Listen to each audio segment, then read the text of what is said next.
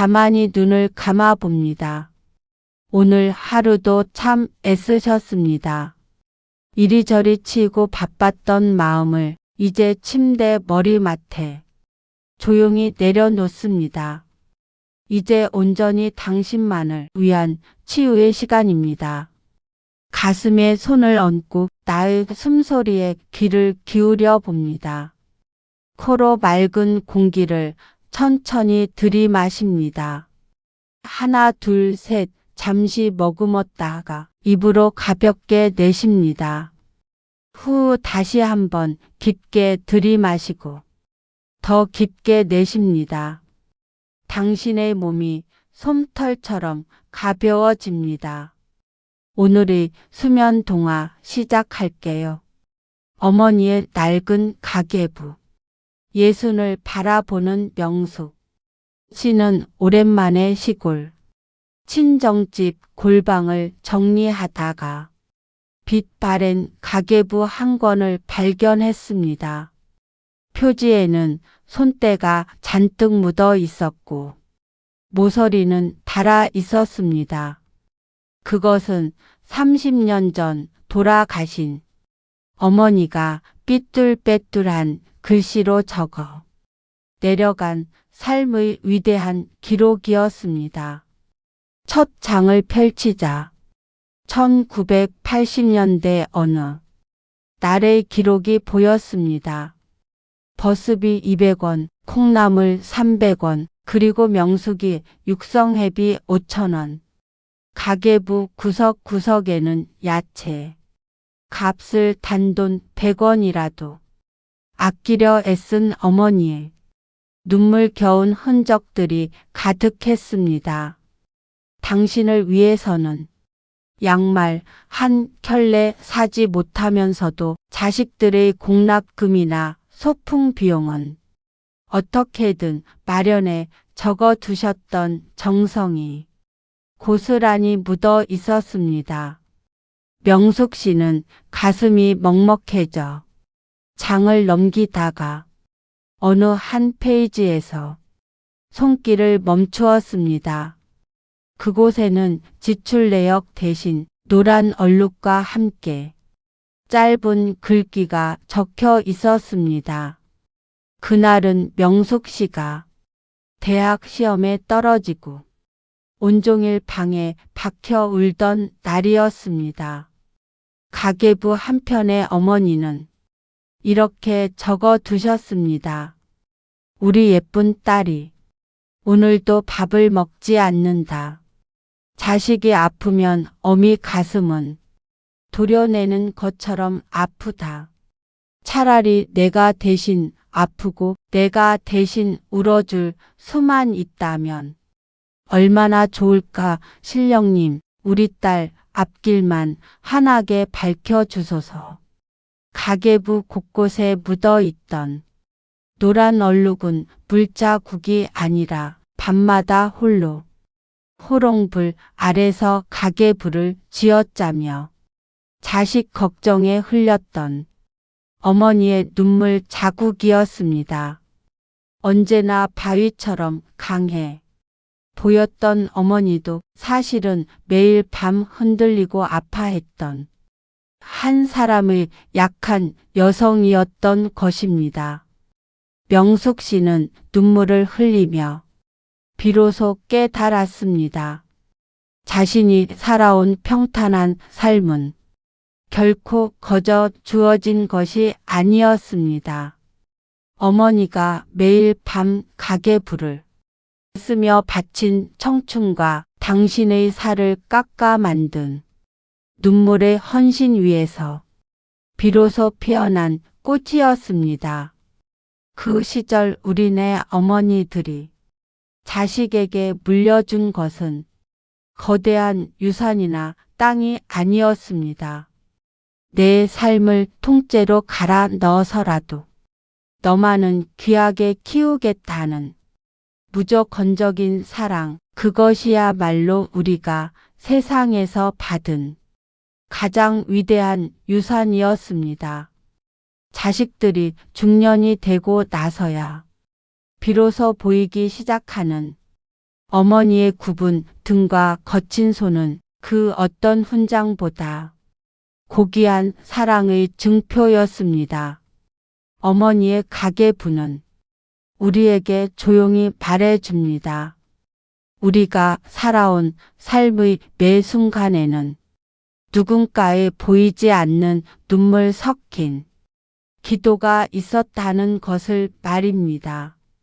이제 그 사랑을 가슴에 품은 명숙 씨는 친정집 마당을 나서며 하늘을 올려다 보았습니다.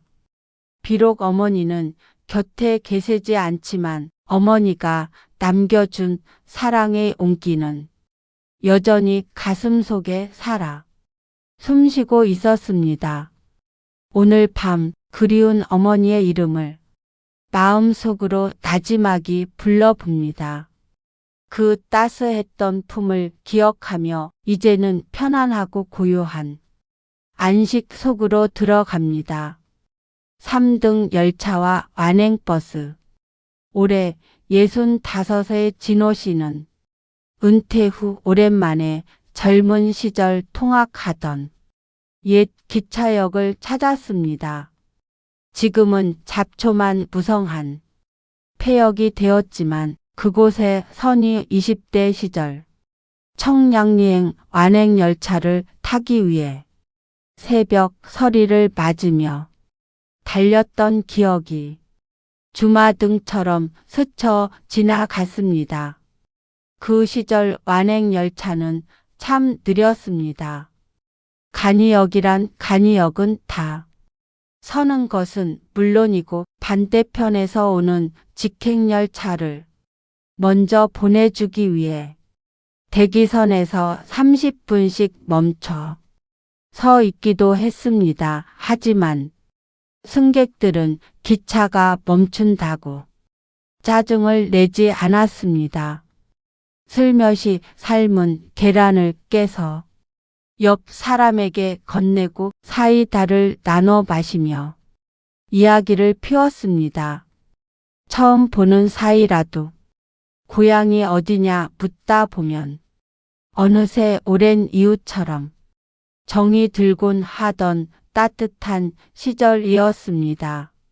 진호 씨는 낡은 기찻길을 걸으며 자신의 지난 30년 직장 생활을 돌이켜 보았습니다.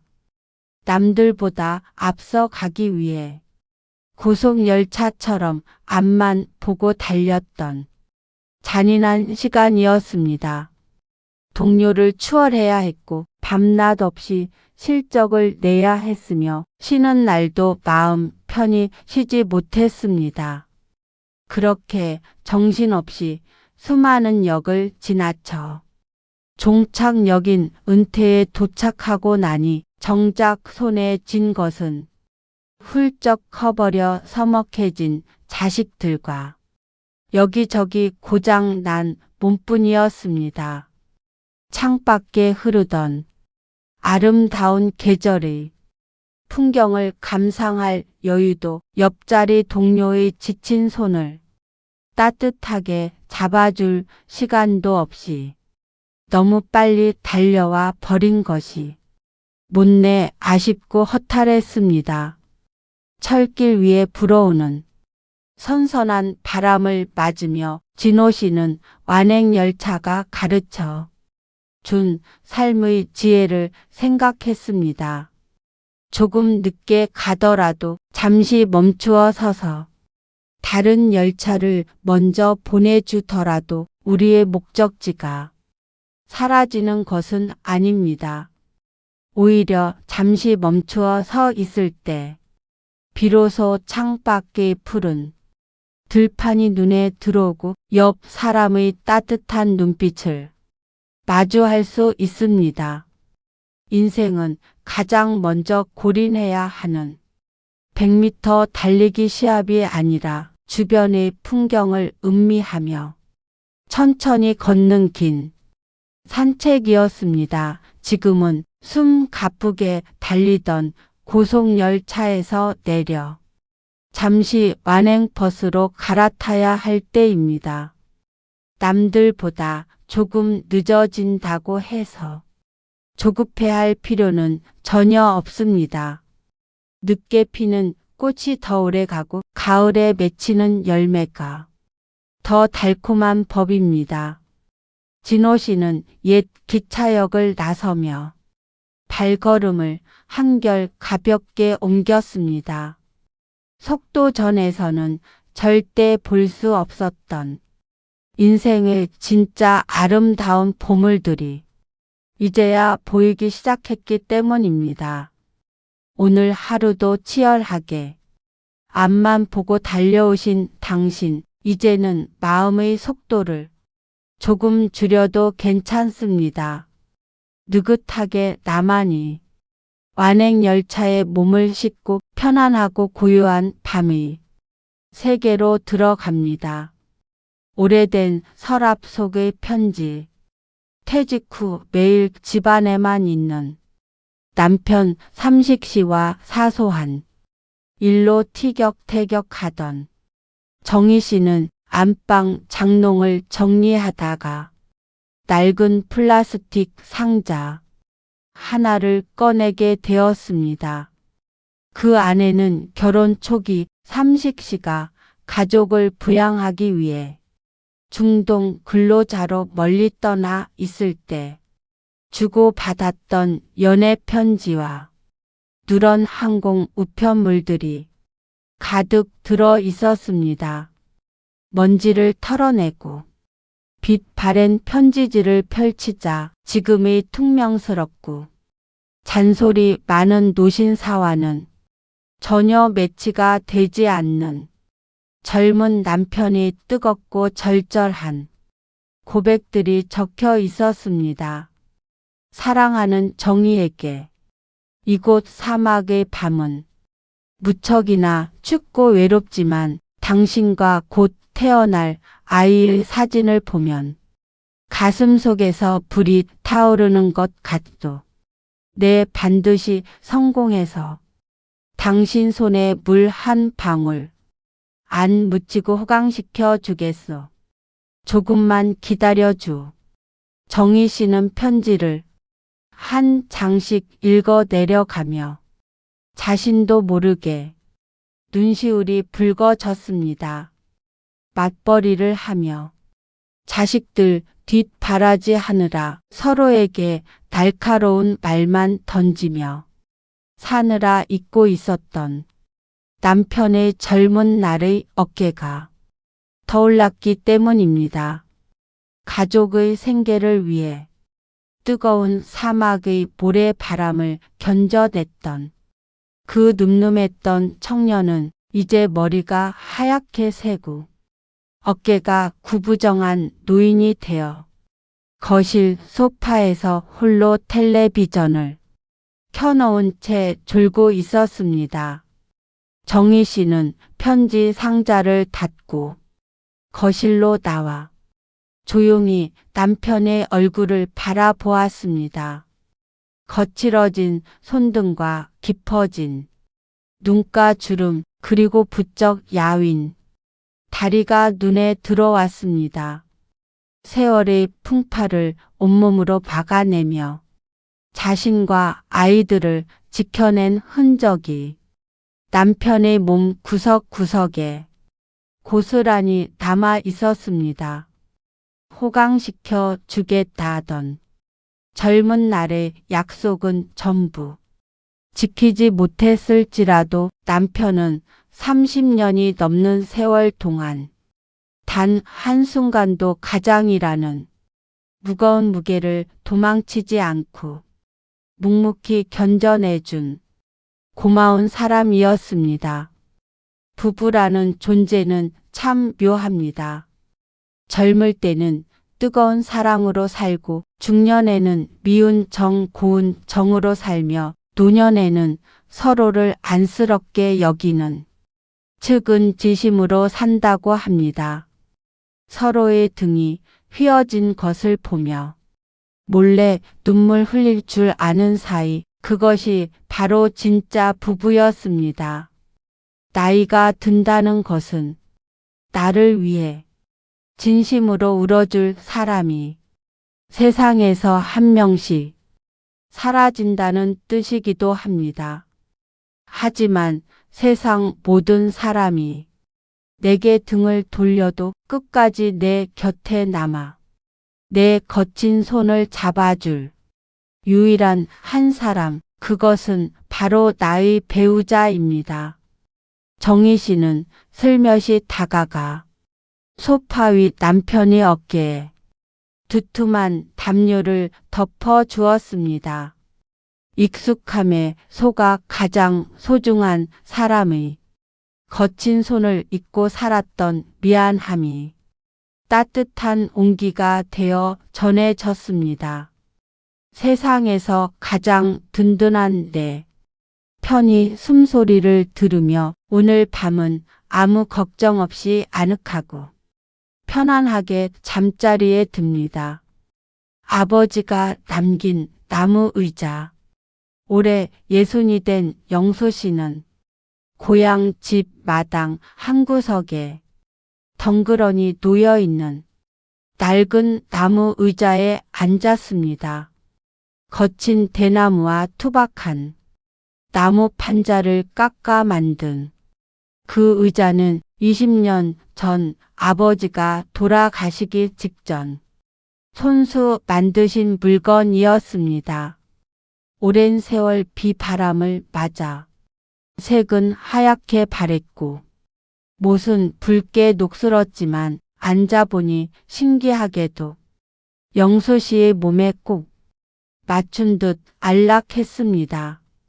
영수 씨의 기억 속 아버지는 늘 말이 없고 엄한 분이셨습니다. 30장이 넘는 월급 봉투를 쥐고도 자식들에게 다정한 말 한마디 건네지 못하셨고 퇴근 후에는 늘 피곤한 얼굴로 이 나무 의자에 가만히 앉아 담배를 태우시며 먼 산만 바라보곤 하셨습니다. 어린 시절 영수 씨는 그런 아버지가 무섭기도 하고 살갑지 못한 모습이 못내 원망스럽기도 했습니다. 세월은 흘러 영수 씨 본인도 자식을 낳고 가정을 이루었습니다. 그리고 평생을 바친 직장에서 명예퇴직을 당하던 날 가장으로서의 가마득한 무게가 홀로 영수 씨의 어깨를 짓눌렀습니다. 돈 몇 푼의 자존심을 굽혀야 했던 날도 있었고 커가는 자식들의 등록금 고지서를 보며 가슴으로 깊은 한숨을 삼켜야 했던 밤도 많았습니다. 사방이 벽으로 막힌 듯 답답했지만 영수 씨는 집안의 그 누구에게도 힘들다는 말을 차마 하지 못했습니다.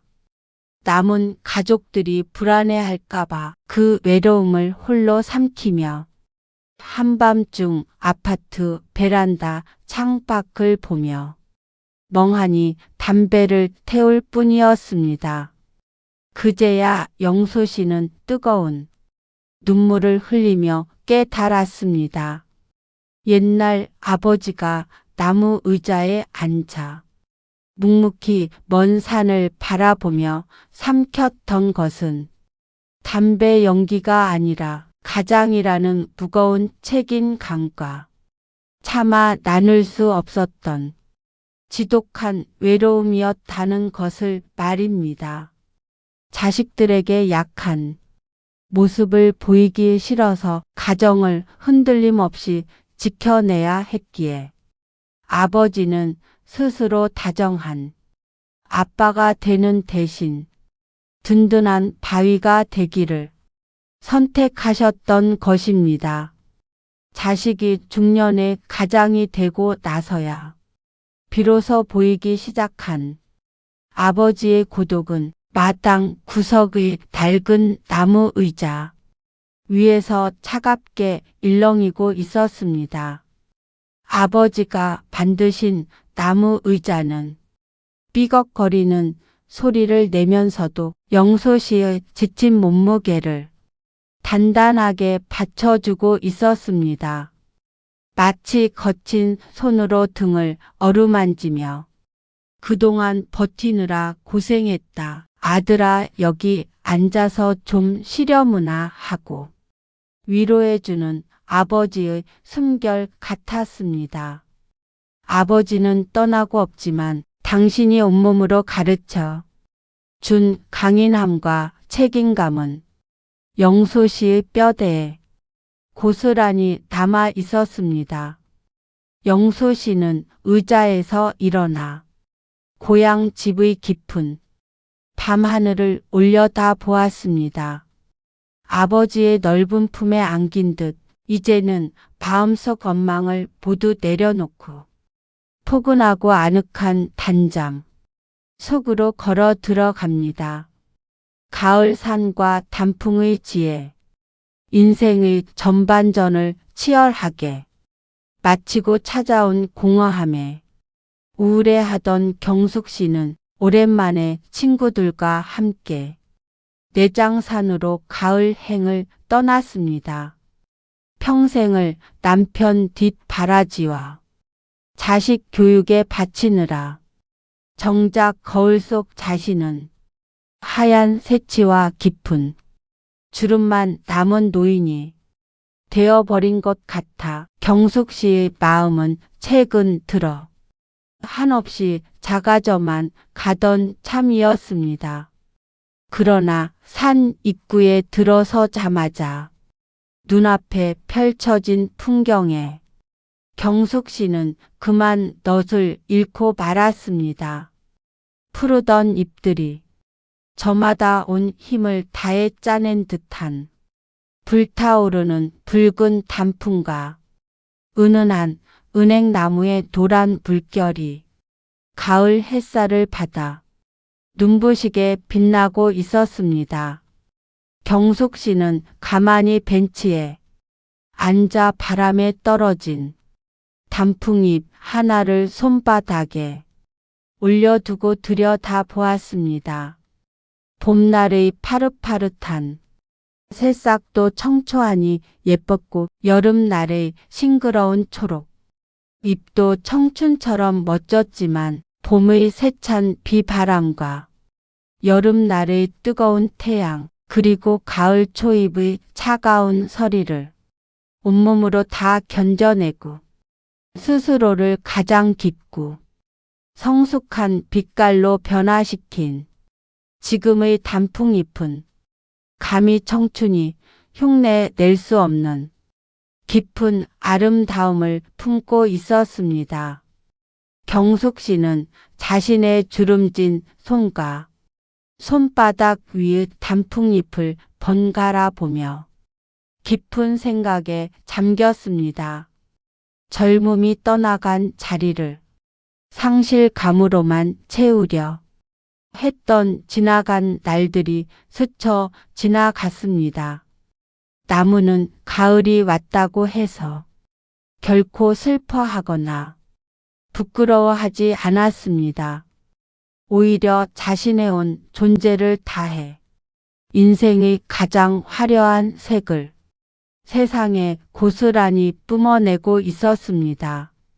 인간의 5060세대는 바로 이 가을 산이 단풍과도 같았습니다. 청춘의 푸름은 시들었을지 몰라도 수많은 시련과 기쁨, 눈물과 한이를 통과하며 우리 내면에는 그 누구도 빼앗을 수 없는 인생의 깊이와 지혜라는 가장 고귀한 색깔이 채워진 것입니다.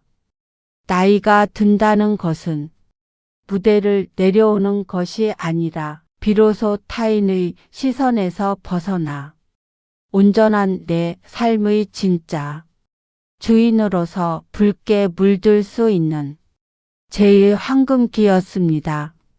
단풍이 이토록 눈이 시리게 아름다운 이유는 머지않아 낙엽이 되어 떨어질 것을 알면서도 지금 이 순간 자신이 가진 최고의 빛깔로 세상을 축복하기 때문이었습니다. 경숙 씨는 손바닥 위의 단풍잎을 소중히 가방에 넣으며 잃어버렸던 미소를 되찾았습니다.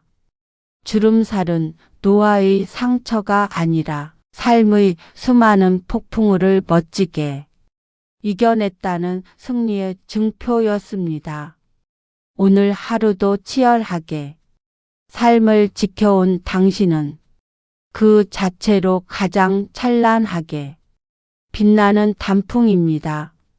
내일은 더 아름답게 물들 나를 기대하며 오늘 밤은 자부심 가득한 평온한 쉼을 누리시길 바랍니다.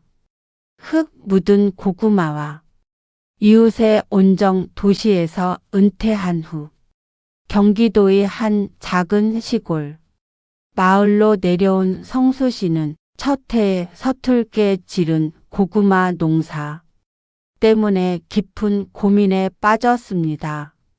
농사 기술이 부족해 수확한 고구마들이 크기도 제각각이고 모양도 울퉁불퉁 흙투성이었기 때문입니다. 서울의 백화점 매대였다면 쳐다보지도 않았을 볼품없는 모양새를 보며 성수 씨는 농사를 망쳤다는 생각에 한숨을 쉬며 버릴까도 고민했습니다. 하지만 몇 달간 흘린 땀방울이 아까워 성수 씨는 믿져야 본전이라는 마음으로 이른 아침 양은 쟁반에 흙 묻은 고구마 몇 알을 담아 이웃집 대문 앞에 슬며시 두고 돌아왔습니다. 그저 버리기 아까워 무심히 나눈 조그만 마음이었습니다. 그런데 그날 저녁 생각지도 못한 놀라운 일이 일어났습니다. 옆집 홀로 사시는 할머니가 고구마를 맛있게 쪘다며 김이 모락모락 나는 그릇에 갓 담근 시원한 배추김치를 한 가득 얹어 성수시내 집 초인종을 누르신 것입니다. 도시 양반이 농사 짓느라 허리 부러졌을 텐데 고구마가 속이 노란 게 아주 꿀맛이네라는 따뜻한 격려를 건네며 투박한 손을 잡아주셨습니다. 성수 씨의 가슴속으로 무언가 묵직하고 뜨거운 것이 왈칵 밀려들었습니다. 기적은 거기서 끝나지 않았습니다. 다음 날 아침 대문 앞에는 앞집 심씨가 두고 간 싱싱한 가지와 애호박 2개가 놓여 있었고 또 다른 날에는 뒷집 아주머니가 직접 짠 고소한 들기름 한 병이 살포시 놓여 있었습니다. 성수 씨가 던진 볼품없는 흙 묻은 고구마 몇 알이 온 동네의 따뜻한 정과 마음이 되어 더 큰 선물로 성수 씨의 품에 되돌아온 것이었습니다. 서울의 고급 아파트에 살며 명절마다 값비싼 한우 세트를 주고받을 때도 결코 느껴보지 못했던 사람 냄새 나는 끈끈한 행복이 성수 씨의 메말랐던 마음을 가득 채웠습니다. 행복은 통장의 잔고나 집의 평소에 비례하는 것이 아니었습니다.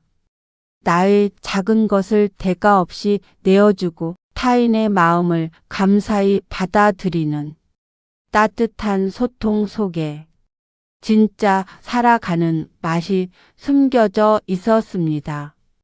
5060세대는 이웃과 찌개를 나눠 먹고 슬픔을 함께 나누던 정의 시대를 몸소 살아온 분들입니다. 성수 씨는 이웃들이 보내온 가지와 들기름으로 차려진 저녁 밥상을 보며 비로소 귀촌의 진짜 의미를 깨달았습니다. 오늘 밤에는 내가 먼저 누군가에게 따뜻한 미소의 고구마를 건네는 행복한 상상을 해봅니다. 온 세상의 온기가 나를 감싸 안듯 포근하고 깊은 잠 속으로 들어갑니다. 주름살은 세상을 멋지게 이겨낸 훈장이라는 사실 오늘 꼭 기억하셨으면 좋겠습니다. 여러분만의 인생 행복 노하우가 있다면 댓글로 함께 나누어 주세요. 영상이 마음의 위로가 되셨다면 구독과 좋아요로 마음을 보태주시기 바랍니다. 지금까지 행복 노하우였습니다. 쉼이 있는 평안한 밤 되세요.